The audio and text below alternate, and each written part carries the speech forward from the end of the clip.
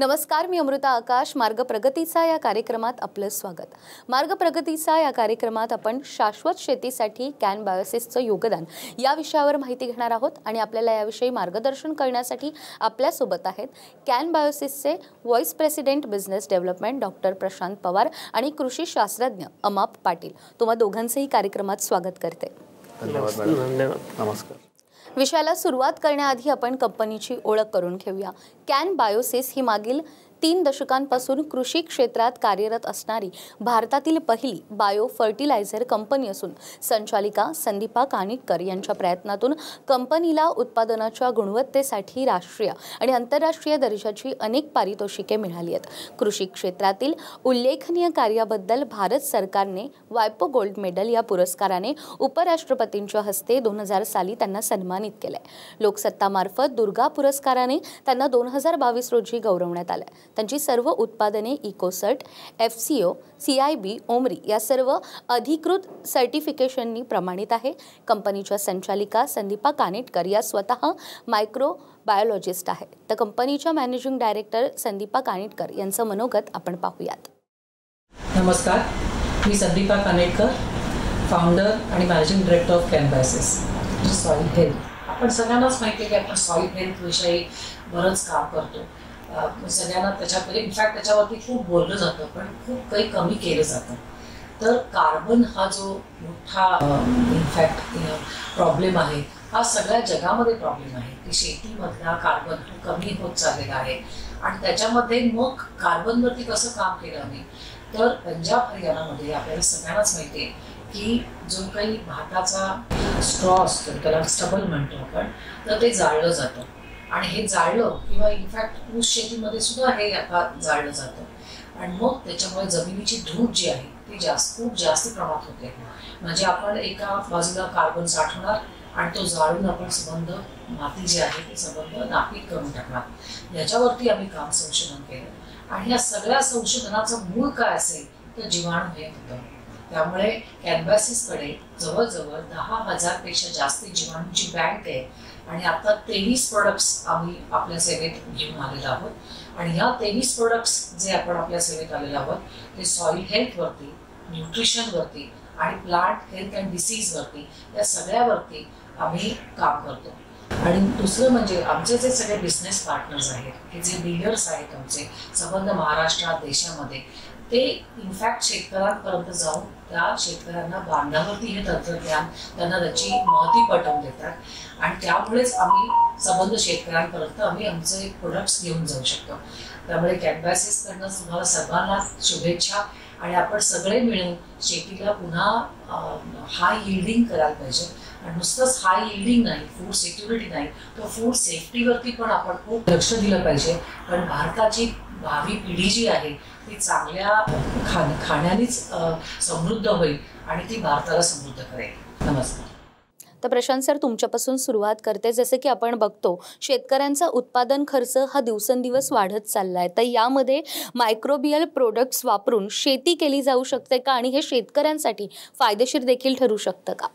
Amruta madam, अतिशय चांगला प्रश्न आपण विचारलेला आहे. आपण बघू शकतो की शेतकऱ्याचा जो खर्च आहे तो अतोनात वाढत चाललेला आहे.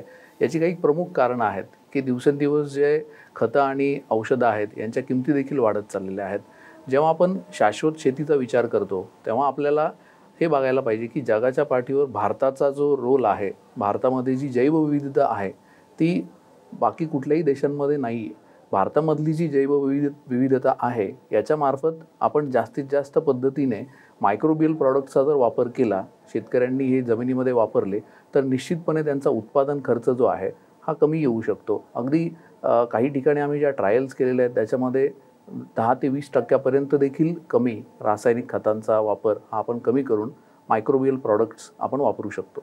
अगदीच जसं तुम्ही सांगितलं, शेतकऱ्यांच्या हिताचा विचार करून खरं तर या उत्पादनांची निर्मिती केली आहे. यानंतर पाटील सर, मी आपल्याकडे वळते. मला सांगा की रासायनिक कृषी खतं किंवा आपण औषधं म्हणू शकतो, या तुलनेत जैविक उत्पादनाचा खर्च हा नेमका आपल्याला कमी करता येऊ शकतो का?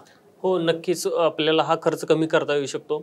आता याच्यामध्ये आपण रासायनिक जी खते आहेत, हे रासायनिक खतांचे किंवा औषधांची जी मात्रा आहे, ही वरचेवर द्यावी लागते आणि यावरती बदलते हवामान किंवा पाऊस, आर्द्रतेच्या ठिकाणी भरपूर प्रमाणात परिणाम जाणवत असतात. त्यामुळे त्यांचे जे परिणाम आहेत, हे कमी अधिक होत असतात. त्या तुलनेने जैविक जे आहेत किंवा किंबहुना कॅनबायोसिसचे उत्पादन आहेत, ही आर्द्रतायुक्त वातावरण आणि पावसाळी वातावरणामध्ये चांगल्या पद्धतीनं काम करताना दिसत आहेत आणि त्याचे परिणाम आम्ही बघतो आहोत, हे खूप उत्कृष्ट आहेत. अगदीच. आणि समजा द्राक्ष बागांचा आपण विचार केला तर द्राक्ष बागेत भुरी आणि डावणी या रोगांवर देखील खात्रीशीर आपल्याकडे उपाय आहेत का, आणि त्याचा वापर मग शेतकऱ्यांनी नेमका कसा करावा? हा प्रश्न जो आहे तो सर्वसामान्य द्राक्ष बागायतदारांना किंवा शेतकऱ्यांना पडणारा प्रश्न आहे. आता खात्रीशीर उपायांकडे जाण्यापेक्षा आपण प्रथम या रोगांची उत्पत्ती आणि प्रसार हा कसा होत असतो याच्यावरती प्रकाशझोत टाकणार आहोत, जेणेकरून आपल्याला खात्रीशीर उपाय शोधणं आणि त्याची कारवाई करणं हे सोपं जाईल. बघा, ज्या वेळेस या ठिकाणी द्राक्ष बागेमध्ये किंवा शेतामध्ये रोग येत असतो, तर ह्याचा प्रसार थांबवण्यासाठी आपण जैविक पद्धतीने जर प्रतिबंधात्मक नियोजन केलं तर आपल्याला ह्याचं नियंत्रण करणं हे चांगल्या पद्धतीने होऊ शकतं. आता यामध्ये जे आपले कॅनबायोसिसचे सुडोमिलॅस्टिन आहे, हे जर आपण प्रतिबंधात्मक पद्धतीनं 10 किंवा 15 दिवसाच्या अंतराने जमिनीतून किंवा फवारणीतून दिले तर याचे आपल्याला परिणाम चांगले मिळतात. शक्यतो आपण जमिनीतून देत असताना सुडो 1 किलो आणि मिलॅस्टिन 500 ml आणि फवारणीतून देत असताना सुडो 5 ग्रॅम आणि मिलॅस्टिन 2.5 ml या पद्धतीनं फवारणी घेतली तर जे बागेतील किंवा आपल्या शेतामधील जे अपायकारक बुरशी आहेत किंवा जीवाणू आहेत यांचे नष्ट होऊन बाग किंवा आपले शेत कमीत कमी प्रमाणात रोगाला बळी पडत असते. अगदीच. यानंतर पाटील सर मला सांगा की मग पीक पोषणामध्ये देखील काही जैविक घटक असतात, तर ते जैविक घटक देखील किती महत्त्वाचे आहेत आणि त्यासाठी देखील आपण काही करू शकतो का? हो, निश्चितप्रमाणे पीक पोषण हा द्राक्ष शेती किंवा इतर शेतीमध्ये महत्त्वाचा घटक आहे. जसं की आपण बघतो की माती समृद्ध तर शेती समृद्ध. तर ह्या माती समृद्ध करण्यासाठी आपण प्रामुख्याने मातीमध्ये जो जमिनीचा पोत आहे किंवा कस म्हणतो हा टिकवण्यासाठी आपण प्रामुख्याने लक्ष देणं गरजेचं आहे. आता हा त्या ठिकाणी टिकवण्यासाठी आपल्याला रासायनिक खतांच्या पर्यायाऐवजी जैविक खतांचा जर पर्याय आपण शेतकऱ्यांना सुचवला तर निश्चितप्रमाणे जो मातीचा कस आहे हा कायम राखला जाऊ शकतो. जसं की आपण बघतो आता वेगवेगळ्या रासायनिक परिणामामुळे मातीचा कस आहे हा कमी होताना दिसत आहे. तर याच्याऐवजी जर आपण जमिनीकडे एक पीक पोषणासाठीची असणारी फॅक्टरी म्हणून जर बघितलं की जी जमिनीमध्ये अन्नघटक उपलब्ध आहेत ते जीवाणूं माध्यमातून पिकांना उपलब्ध करून द्यायचे झाले तर कॅनबायोसिसनं एक मोठी शृंखला अशी जैविक खतांची तयार केली आहे. याच्यामध्ये TB2 असेल, कॅनबायोसिसचं या ठिकाणी स्पीड कंपोस्ट आहे किंवा 33 कोटी आहे, मायक्रोझुड्स आहेत. हे खूप सारे उत्पादनं आपण चांगल्या प्रकारे वापरून शेतीमध्ये पीक पोषणामध्ये चांगल्या पद्धतीने काम करू शकतो. आणि जसं की सरांनी आपल्याला सांगितलेलं आहे की आपण 10 ते 20% खतांचा वापर कमी करू शकतो. मला या ठिकाणी उदाहरण द्यायचं झालं की आपण जर आमचं झॅग्नो हे उत्पादन आहे, हे झॅग्नो उत्पादन झिंकच्या उपलब्धतेसाठी फार मोठ्या प्रमाणात काम करताना आम्हाला दिसत आहे. याचे आम्ही वेगवेगळ्या ठिकाणी प्रात्यक्षिके घेऊन त्याचे परिणामही बघितलेत. जवळपास 25% झिंकची उपलब्धता वाढवल्याचं आम्हाला वेगवेगळ्या लॅब रिपोर्ट्समधून जाणवलेलं आहे. अगदीच. खरं तर आपण शेतीविषयी देखील इथे बोलतोय. शेती म्हटली तर आता त्याच्यामध्ये काळानुरूप बदल देखील होत जातात आणि त्यात ग्लोबल वॉर्मिंगचा एक उद्रेक आपल्याला पाहायला मिळतोय, ज्याचा परिणाम अगदी जमिनीवर आणि शेतीवर देखील आपल्याला पाहायला मिळतोय. तर जेव्हा शेतकरी शेती या व्यवसायामध्ये उतरतात तर त्यांना एक चांगलं उत्पादन मिळावं यासाठी कॅनबायोसिसचे प्रोडक्ट त्यांना कशा पद्धतीनं मदत करू शकतात? ग्लोबल वॉर्मिंगबद्दल जर आपण बघितलं तर त्याचा परिणाम जसा मानवावर होतो तसाच तो परिणाम जमिनीवर आणि पिकांवर देखील होतो. याच्यातून बाहेर काढण्याचं काम जे आहे कॅनबायोसिसचे प्रॉडक्ट्स करतात. कॅनबायोसिसचे जे ताबा प्रॉडक्ट आहे हे CIB रजिस्टर्ड प्रॉडक्ट आहे आणि अँटी स्ट्रेस टेक्नॉलॉजीने युक्त असे प्रॉडक्ट आहे. तर याच्यातून काय होतं की जेव्हा ताण आपण पडतो तर त्याचं जे तापमान वाढतं किंवा अचानक पाऊस येतो तर याच्यामध्ये बाकीची जी औषधं असतात, बाकीची जी खतं असतात ही तेवढं चांगल्या पद्धतीने काम करू शकत नाही. पण जेव्हा आपण मायक्रोबियल प्रॉडक्ट्स वापरतो, जेव्हा आपण जीवाणूयुक्त प्रॉडक्ट्स वापरतो तेव्हा त्यांच्यासाठी पोषक वातावरण तिथं निर्माण झालेलं असतं आणि त्यात जो ताण पडतो त्या पिकांवर त्या ताणाला बाहेर काढण्यासाठी निश्चितपणे कॅनबायोसिसचे प्रॉडक्ट जे आहेत हे चांगल्या पद्धतीने काम करतात. आता आपण जर बघितलं की दरवर्षी शेतकऱ्यासमोर हा यक्ष प्रश्न उभा राहिलेला असतो की पाऊस आला, कधी दुष्काळ पडला, तर ह्याच्यातून बाहेर काढण्यासाठी कॅनबायोसिसचे प्रॉडक्ट जर आपण अमाप पाटील यांनी जसं आपल्याला सांगितलं की आपण प्रिव्हेंटिव्ह मेजर म्हणून वापरायला पाहिजे. जसं आपण करोनामधलं जर उदाहरण घेतलं तर आपण सगळे सर्वाईव्ह झालो. कशामुळे सर्वाईव्ह झालो? कारण आपण आपली इम्युन सिस्टीम बिल्ड केली. हे जीवाणुयुक्त जी खतं असतात, जीवाणुयुक्त जे प्रॉडक्ट्स असतात, हे जेव्हा आपण जमिनीमध्ये टाकतो तेव्हा काय होतं की इम्युन सिस्टीम जी आहे ही बिल्ड होते, मायक्रोबियल डायव्हर्सिटी तिथे खूप वाढते आणि ज्याचा परिणाम हा जमीन चांगली ठेवण्यासाठी निश्चितपणे आपल्याला होतो. अगदीच. आणि यानंतर असाही प्रश्न पुढे येतो की रेसिड्यू फ्री किंवा विषमुक्त अन्न उत्पादनासाठी देखील कॅन बायोसिस किती फायदेशीर ठरू शकतं, आणि जर आपण आरोग्याचा विचार केला तर आरोग्यासाठी देखील या जैविक उत्पादनामुळे नेमका काय परिणाम होऊ शकतो, आणि हे शेतकऱ्यांना समजावून सांगणं हे नेमकं तुमच्यासाठी किती सोपं आहे किंवा अवघड आहे? निश्चित. जेव्हा आपण विचार करतो की करोनासारख्या महामारीला आपण सामोरं गेलो आणि अशा पद्धतीने जेव्हा आपण भारताला जर आपण एक्सपोर्ट ओरिएंटेड आपल्याला जर एक राष्ट्र म्हणून जर उभं करायचं असेल तर निश्चितपणे रेसिड्यू फ्री प्रॉडक्ट्सची खूप मागणी आहे.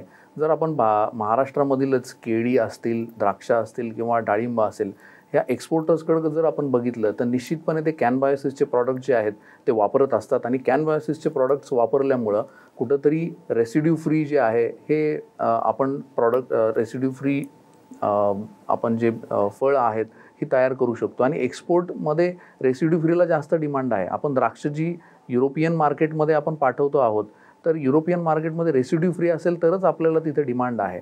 अशाच पद्धतीने इतरही प्रॉडक्ट्स आहेत हे आपल्याला तिथं बघणं खूप गरजेचं आहे. अजून एक महत्त्वाचा प्रश्न जो तुम्ही विचारला की शेतकऱ्यांपर्यंत पोहोचवणं हे किती सोपं किंवा अवघड आहे, तर निश्चितपणे सोपं अजिबात नाही आहे. कारण हे कन्सेप्ट सेलिंगचं प्रॉडक्ट आहे. हे जे शेतकऱ्यांना हे ज्ञान अवगत नाही आहे. आम्ही जे नॉलेज डिसिमिनेशनचं काम करत आहोत, आमचे जे एम्प्लॉईज आहेत हे बांधावर शेतकऱ्याचे जाऊन तिथं प्रसार करत आहेत.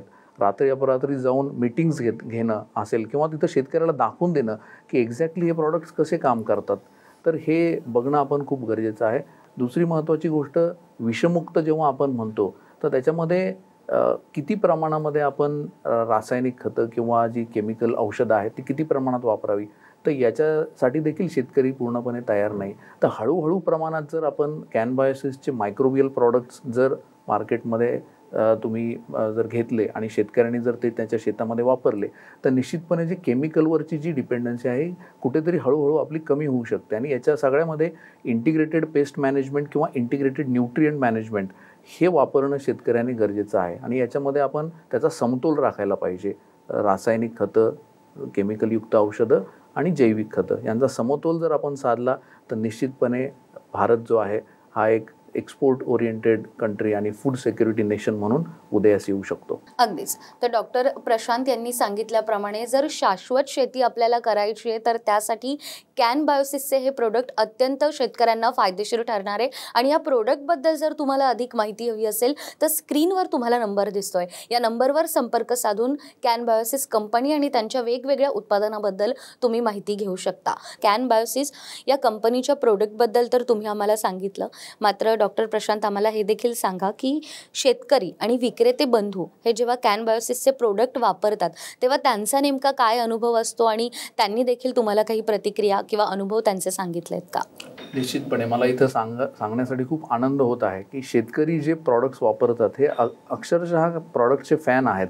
म्हणजे जे त्यांनी बघितलेलं आहे शेतामध्ये वापरून, शेती ही गोष्ट प्रॉडक्ट्स आम्ही लांबून दाखवण्याची गोष्ट नाही आहे. हे शेतामध्ये जेव्हा हे प्रॉडक्ट्स ते स्वतः वापरतात, त्याचा अनुभव घेतात आणि जेव्हा त्याच्यातून बाहेर येतात तेव्हा निश्चितपणे शेतकरी जे आहेत ते त्याची प्रशंसा करतात आणि त्यांच्या उत्पादन खर्चात देखील कुठेतरी कमी होते आणि त्यांचं यील्ड देखील वाढतं. याच्याबद्दल एक उदाहरण द्यायचं झालं तर मी एका झेंडूच्या प्लॉटमध्ये गेलो होतो सांगली येथे, आणि तिथे मी त्या शेतकऱ्याला प्रश्न विचारला.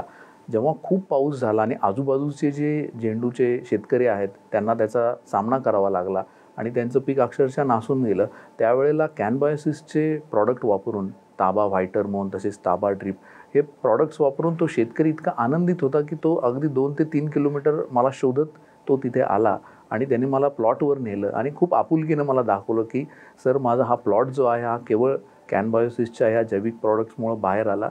आणि माझा फक्त बाहेरच नाही आला तर मला त्यावेळेला जिथं मार्केटमध्ये खूप जास्त डिमांड होती, सणासुदीच्या वेळेला जेव्हा फुलांची जास्त डिमांड होती त्यावेळेला त्याची जी फुलं होती ही खूप टवटवीत आणि चांगल्या पद्धतीने ती फुलं आली. आणि ते जे एक समाधान आहे हे खूप आमच्यासाठी महत्त्वाचं आहे.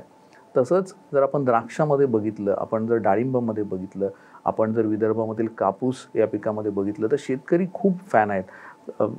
विदर्भामध्ये आमचं ताबा हे प्रॉडक्ट म्हणजे अगदी ताबाची कंपनी असं तिथं ते म्हटलं जातं. अशा पद्धतीने ते प्रॉडक्ट जे आहे ते नावारूपास आलेलं आहे. आणि जर तुम्ही वितरक म्हणाल तर वितरकांचा देखील याच्यामध्ये खूप रोल आहे, कारण एक एक्सटेन्शन फॅसिलिटेटर म्हणून ते तिथं काम करत आहेत. जी टेक्नॉलॉजी कॅन बायोसिसने आज डेव्हलप केलेली आहे ती शेतकऱ्यांच्या बांधापर्यंत जर न्यायची असेल तर आपल्याला निश्चित स्वरूपामध्ये आपल्याला वितरकांचा जो रोल हा खूप महत्त्वाचा आहे आणि खूप चांगलं योगदान आहे. आणि ते नेहमी आम्हाला आमच्या बरोबर असतात आणि इथून पुढे देखील अजून जास्तीत जास्त वितरक आमच्यासोबत जोडले जावेत अशी आमची अपेक्षा आहे. तर डॉक्टर प्रशांत यांनी सांगितल्याप्रमाणे अनेक डीलर आणि शेतकऱ्यांना याचा फायदा देखील झाला आहे आणि नेमका त्यांचा अनुभव काय आहे ते देखील आपण पाहूयात. नमस्कार, माझे नाव भाऊसाहेब संपत बोराडे, माऊली कृषी सेवा केंद्र संगमनेर, जिल्हा अहमदनगर. मी गेल्या 10 वर्षांपासून कॅन बायोसिस या कंपनीसोबत काम करतोय. त्या कंपनीचे प्रोडक्ट मी सर्व शेतकऱ्यांना दिलेले आहेत माझ्याकडच्या. तर रिझल्टही खूप छान आहे. मी जर ज्या शेतकऱ्यांनी हे प्रोडक्ट वापरले नसतील त्यांना मी आवाहन करतो की एक वेळेस तुम्ही अवश्य वापरावे. नमस्कार, मी श्री भागवत मधुकर फेटे, प्रोप्रायटर, नर्मदा कृषी सेवा केंद्र, गिरणारे, तालुका नाशिक, जिल्हा नाशिक, महाराष्ट्र. मी कॅन बायोसिस या कंपनीचे गेल्या 8 ते 9 वर्षापासून काम करत असून आमच्याकडे या कंपनीचे काम आहे. तसेच या कंपनीचे सर्व उत्पादने आमच्या दुकानातून विक्री केली जाते. सर्वात महत्त्वाचं सांगायचं तर शेतकऱ्यांच्या पसंतीचे प्रोडक्ट आहे, जे की ताबा आणि व्हाईट हार्मोन सारखे PGR प्रोडक्टही खूप मोठ्या प्रमाणावर शेतकऱ्यांना लागत असतात फवारणीसाठी. तसंच त्यांचं बॅक्टेरियामधले सुडो, मिलास्टिन के, बिग बॉस, TB2 यासारखी उत्पादने सुद्धा शेतकऱ्यांच्या पसंतीचे शेतकरी त्याचा शेड्यूलमध्ये वापर केला जातो. आमच्याकडे द्राक्ष आणि टोमॅटो पीक मोठ्या प्रमाणावर घेतलं जाते. जी कंपनी एवढी मोठं टेक्निकल असून आणि खूप स्टँडर्ड उत्पादन देत आहे, असेच वेळोवेळी सहकार्य कंपनीकडून असावे. धन्यवाद. माझं नाव नंदू काशीनाथ पवार, मुक्काम पोस्ट सोनांबे, तालुका सिन्नर, जिल्हा नाशिक. मी गेली 10 वर्ष झाले कॅन बायोसिसचा सोबती आहे. ताबा व्हाईट हार्मोन 12व्या-13व्या दिवशी वापरतो. पुन्हा तोच स्प्रे 17व्या-18व्या दिवशी शेंड्याच्या वाढीकरता आणि परत ताबा व्हाईट हार्मोन वापरतो. आणि त्यानंतर दावणी, भुरी, करपा याच्यासाठी सुडोमिलेस्टिन वापरतो आणि मिलीबगसाठी ब्रिगेड बॉस वापरतो. आणि आजच्या या धावत्या युगात मनुष्य इतका केमिकलच्या पाठीमागे लागला आहे आणि या केमिकलच्या नादाला लागून मानवी शरीराला भयानक असे रोग आपण जोडून घेतले. आणि कुठंतरी आपण या शेतीकडं, ऑर्गॅनिक शेतीकडं वळलं पाहिजे. आणि या शेतीकडं वळत असताना आपण आपल्या आयुष्याचा आणि पुढच्या पिढ्यांचा पण विचार केला पाहिजे. नमस्ते, मी तृप्ती पाटील. मी गेली 6 वर्षे रेसिड्यू फ्री एक्सपोर्ट क्वालिटी ग्रेप्सचे उत्पादन 5 एकरातून घेत आहे. यासाठी मी कॅन बायोसिसच्या गुणवत्तापूर्ण उत्पादनांचा वापर करत असते. जागतिक बाजारपेठेतील लांब मण्यांची वाढती मागणी पाहता मी नवीन वाणांसोबत व्हाईट हार्मोनचा वापर द्राक्ष मण्यांची लांबी वाढवण्यासाठी करत असते. बागेतील रोग नियंत्रणासाठी सुडोमिलॅस्टिन व कीड नियंत्रणासाठी ब्रिगबॉस व ब्रिगेड बी चा वापर प्रतिबंधात्मक केल्यामुळे त्यासाठी होणाऱ्या खर्चात बचत होते. एकंदरीत गुणवत्तापूर्ण व रसाळ द्राक्ष उत्पादन करण्यासाठी कॅन बायोसिसची मोठी मदत होत आहे. धन्यवाद कॅन बायोसिस. तर डीलर आणि शेतकऱ्यांचा अनुभव तर आपण पाहिलाय, मात्र जसं की आपण बघतो वेगवेगळ्या उत्पादनाच्या अनेक कंपन्या आणि प्रोडक्ट्स आपल्याकडे आहेत, तरी देखील मग कॅन बायोसिसचेच प्रोडक्ट आपण का निवडावेत? तर कॅन बायोसिस ही नेहमी या ठिकाणी रजिस्टर्ड प्रोडक्ट आणि गुणवत्तापूर्ण प्रोडक्ट या ठिकाणी बाजारात आणण्यामागे त्या ठिकाणी प्रसिद्ध आहे. याचंच उदाहरण द्यायचं झालं की आमचं हे व्हाईट हार्मोनचे प्रोडक्ट आहे, हे पेटंटेड प्रोडक्ट आहे. हे बायो फर्टिलायझर हे स्प्रेइंग स्वरूपातील असून याचा द्राक्ष मण्याची लांबी वाढवण्यासाठी फार मोठ्या प्रमाणात शेतकऱ्यांना मदत होत आहे. सांगली, सोलापूर आणि प्रामुख्याने कर्नाटकातील जे द्राक्ष उत्पादक शेतकरी आहेत हे मोठ्या प्रमाणात व्हाईट हार्मोनचा वापर करताना दिसत आहेत आणि ते वापर करून त्यांच्या चेहऱ्यावरचं हास्य बघून आम्हाला खूप समाधान वाटतं. अगदीच. तर एकंदरीतच जाता जाता शेतकऱ्यांना आणि आपल्या उत्पादनाबद्दल देखील तुम्हालाही काही सांगायचं आहे का? मला एवढंच सांगायचं आहे की जर माती टिकली तर शेती टिकेल आणि शेती टिकली तर मानवता टिकेल. आणि आपल्याला जर माती टिकवायची असेल तर कॅन बायोसिसची ही जी शृंखला आम्ही आणलेली आहे ती तुम्ही वापरा आणि निश्चितपणे मातीला आणि शेतीला समृद्ध बनवूया. अगदीच. तर सरांनी सांगितल्याप्रमाणे जर आपल्याला शाश्वत शेती करायची आणि शेतकऱ्यांना योग्य प्रकारे शेतीमध्ये बिझनेस करून पुढे जायचं असेल तर त्यांच्यासाठी कॅन बायोसिस हा एक उत्तम पर्याय. आणि या प्रोडक्टबद्दल तुम्हाला अधिक माहिती हवी असेल तर स्क्रीनवर तुम्हाला नंबर दिसतोय, या नंबरवर संपर्क साधून या प्रोडक्टबद्दल तुम्ही अधिक जाणून घेऊ शकता.